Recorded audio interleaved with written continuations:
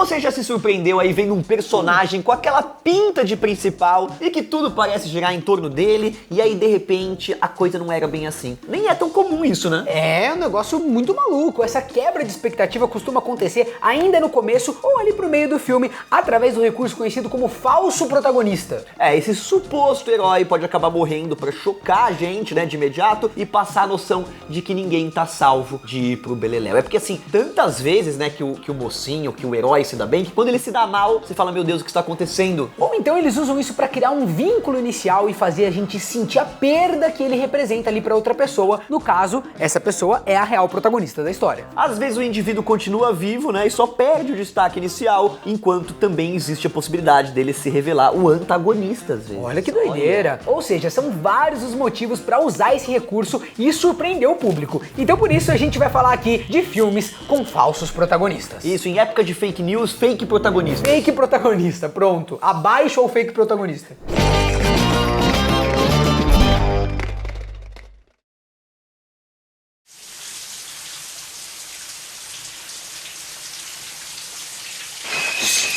O recurso do falso protagonista existe em várias mídias, mas no cinema o exemplo mais famoso é Psicose, galera, sem a menor sombra de dúvida. É o mais conhecido, então a gente já vai começar logo com ele pra se livrar já. A história introduz a Marion pro público e aí desenvolve a personalidade e os conflitos dela, fazendo a gente se identificar com a personagem, como é num filme comum. Tudo isso pra acontecer, o que você já sabe, né? A coitadinha esfaqueada até a morte no chuveiro e dá lugar pra irmã fazer uma investigação. É uma reviravolta que o público nessa época não estava acostumado. É uma revolta vira, na verdade, né? Porque é tão reviravolta que revirou a volta da palavra. É verdade.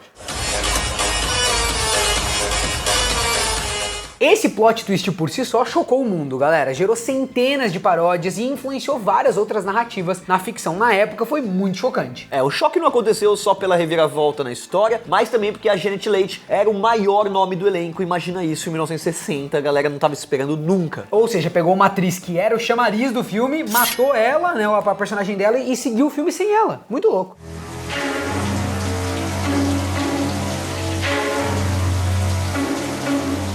Vale lembrar que o filme é relativamente fiel à obra original, o livro, né, que saiu em 1959, então a ideia surgiu lá primeiro, mas isso não diminui os méritos. Até porque o Hitchcock e o roteirista o Joseph Stefano, eles decidiram dar mais peso pra Marion. Pra você ter ideia, meus amigos, ela dura 2 capítulos apenas no livro, enquanto no filme a morte acontece em quase 50 minutos, quase na metade. Se liga na importância disso, pessoal. Segundo o roteirista, a Marion, ela desenvolve uma simpatia maternal pelo Norman, o que faz o público passar a simpatizar com ele depois dela sair de cena.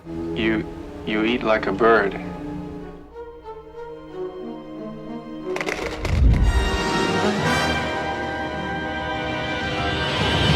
A franquia Pânico conseguiu chegar no 6º filme fazendo sucesso entre o público e crítica, e um dos motivos é que ela já foi muito bem estabelecida desde o começo. Aliás, o primeiro filme é um dos exemplos que beberam ali na fonte de Psicose e conseguiram deixar a sua própria marca no cinema, nesse caso sendo a revitalização ali do terror slasher. Esse filme foi super importante para esse gênero retornar. Who's there? I'm calling the police. You should never say who's there. Don't you watch scary movies? It's a death wish. Hoje a gente sabe que a grande protagonista da franquia é a Sidney, mas lá atrás ninguém imaginava, principalmente durante a campanha de marketing, fortalecendo a imagem da Drew Barrymore. Além de ser o maior nome da produção, o filme já abre com a atriz e firma de vez na nossa cabeça que ela é a protagonista só pra personagem dela morrer em poucos minutos.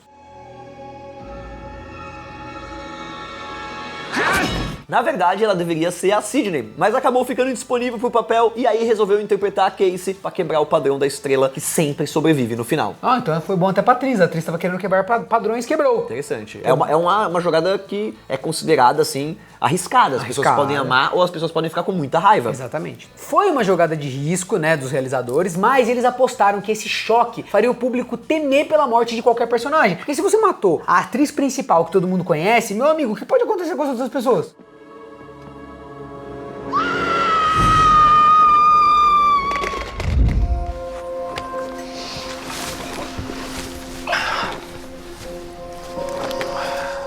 Quem viu o épico de guerra 1917 sabe que a armadilha do falso protagonista se revela de uma forma aí bem dolorosa. Pois é, logo de cara a gente conhece o Cabo Blake, que é bom com mapas e tem uma motivação pessoal, que é impedir parte do exército britânico, incluindo o irmão dele, de cair na emboscada alemã. Então você começa acompanhando ele e o amigo dele, né, pra fazer tudo isso. Junto vai o Schofield, que não demora pra se dar mal, cortando a mão no arame farpado e depois quase morre esmagado por um desmoronamento, mas é salvo pelo Blake. Wake up! Scope! Scope! Ou seja, galera, a gente tem todos os motivos pra acreditar que ele é o herói do filme. Mas no meio da missão, o jovem leva uma facada na barriga e aí, rest in peace, meus amigos. Ele vai de base, como falam hoje em dia, ele arrasta pra cima. Na verdade, eu queria até instituir aqui o arrasta pra baixo. Ele arrastou pra baixo. A cena é agonizante até chegar a dar falsas esperanças pro público, mas a partir daí é o Schofield que leva a história pra frente. No, no, no!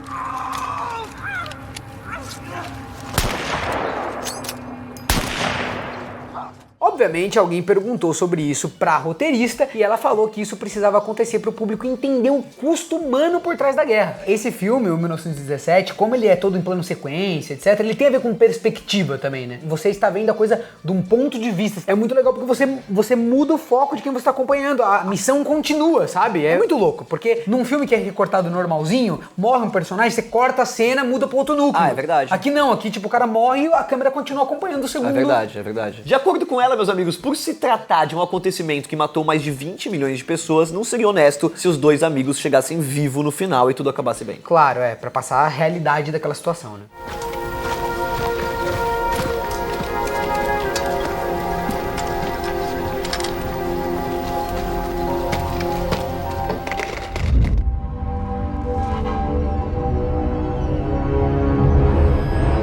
Desde 2012, naquela fatídica cena pós-crédito, os fãs da Marvel esperaram pelo grande momento em que os Vingadores enfrentariam quem? O Thanos. Mas isso não aconteceu de maneira tão rápida quanto a galera queria, porque, primeiro, a turma do Kevin Feige estabeleceu as Joias do Infinito e outros temas importantes, prioridades, né, meus amigos? Teve que ter muito filme bom, muito filme nota 7, até chegar na hora. Isso aí. Por ter tão pouco tempo de tela até então, e somando a isso o histórico de vilões do estúdio na época, muita gente tinha medo dele ser só mais uma ameaça genérica, um vilão mal desenvolvido. E aí chega Vingadores Guerra Infinita, que apesar do título não traz os heróis como protagonistas, e sim o próprio Thanos. Thanos is coming. He's coming. Além da gente acompanhar os acontecimentos através da perspectiva do personagem, o filme coloca ele numa jornada bastante pessoal em busca dessas joias. O que é joia, né? É muito joia.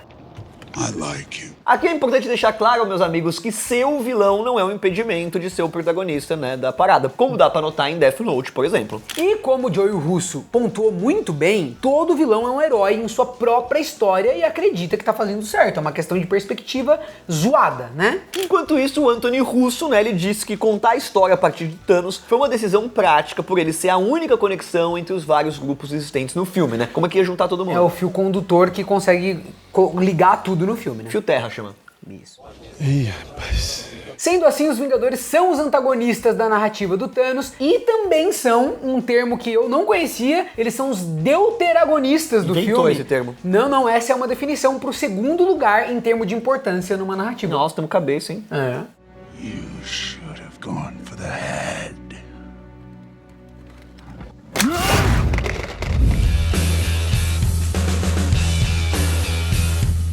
O James Gunn teve a missão complicada de fazer uma continuação de Esquadrão Suicida, que até foi bem nas bilheterias, mas fracassou em todo o resto. Ninguém gostou daquele filme, né? Meu, Tipo, apesar de ele ter foi sido... todo errado do começo. Não, mas ele ao foi muito marcante. Ele mentia na CCXP, todo mundo vestido de Arlequina. Foi marcante uma que coisa foi cultural. Uma expectativa absurda. Isso. Só que é um Aqueles filme ruim. sprays de tinta É um filme falando ruim. que iam ser alguma Foi coisa. um filme importante e um filme bem ruim.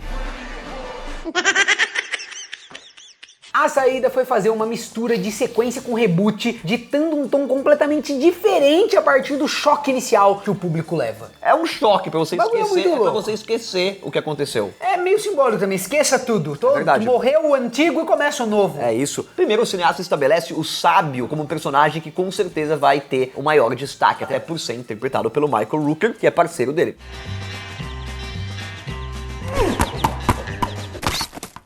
Todo mundo já esperava a Arlequina, mas ele ainda traz de volta o Capitão Boomerang pra criar ali um vínculo com a produção anterior, que tinha, né, esse personagem também. Se você assiste depois, é engraçado que você até percebe que tem um tom de deboche ali. E aí, meus amigos, exceto pela anti-heroína, a nossa expectativa morre junto com esses personagens de forma mais violenta, chocante, nonsense e até engraçada, né? Cara, é muito maluco, Eu pausei, liguei pro Rolandinho e falei, não é possível. Ele me ligou. Não é possível. O que aconteceu? Tá morrendo O que tá todos os acontecendo? personagens aqui. Eu falei, Não é possível.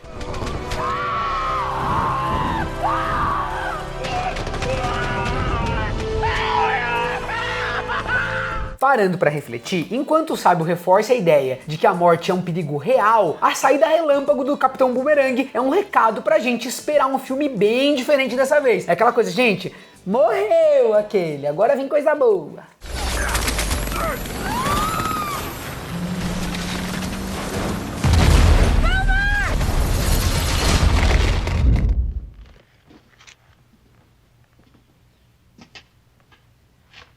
Quando a gente pensa em O Poderoso Chefão, pelo menos no primeiro, é difícil a primeira coisa que surge na mente não ser o Don Corleone. Faz o dentinho dele, a boquinha. Isso. Não é pra menos, galera, afinal a imagem dele ficou marcada na cultura pop, o personagem é intrigante e rendeu o Oscar por Marlon Brando, que atuou de forma genial, isso é indiscutível, né? Godfather, I don't know what to do. I don't know what to do. You can act like a man! What's the matter with you? Além dele entregar frases clássicas, a apresentação do padrinho no começo do filme com uma cara tranquilo e imponente é uma coisa que ficou muito marcada, assim, igual na história do cinema, né? Dito isso, galera, ele é baleado aos 40 minutos e passa boa parte no hospital, dando lugar pro verdadeiro protagonista, que é o Michael. Cadê o funk?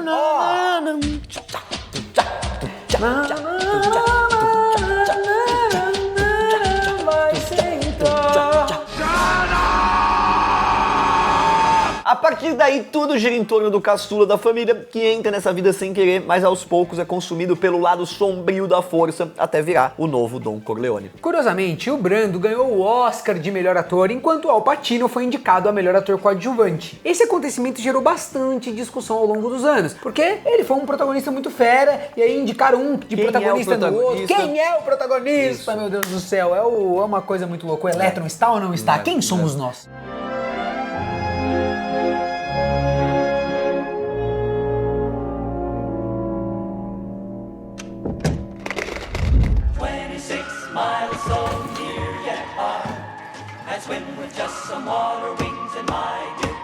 O suspense e maus momentos no Hotel Royale apresenta vários hóspedes misteriosos, mas um deles parece se destacar no começo, o vendedor vivido pelo Jon Hamm. Aos poucos a gente descobre que ele é na verdade um agente do FBI em uma missão para coletar os materiais de vigilância apontados no hotel. Além disso, é ele que descobre que o local tem um corredor secreto onde todos os quartos podem ser espionados através do espelho. E ao ver um possível sequestro, ele resolve contrariar as ordens do Hoover, que é o chefe do FBI, e tentar intervir no crime, servindo como um exemplo moral e provável herói da nossa história. Você tá assistindo e fala, mano, esse é o cara. Mas como o tema é sobre falsos protagonistas, é óbvio que um rumo acaba sendo outro e o cara bate as botas tentando ajudar a jovem amarrada. Listen.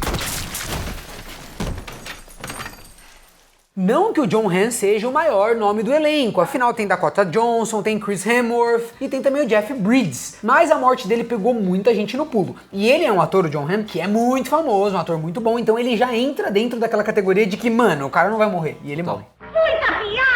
Além dele ser um ator de peso, galera, o carisma do personagem era realmente grande, o que não agradou uma galera nas exibições testes do filme, segundo um usuário do Reddit. Então a exibição teste é aquilo antes do filme sair, né, gente? Pra ver se a galera tá curtindo. A galera ficou meio de luto, hashtag luto. Nem todo mundo gosta dessa parada de matar o Ser principal. enganado, ninguém gosta de ser enganado. A gente gosta, o cinema é a arte de enganar trouxa.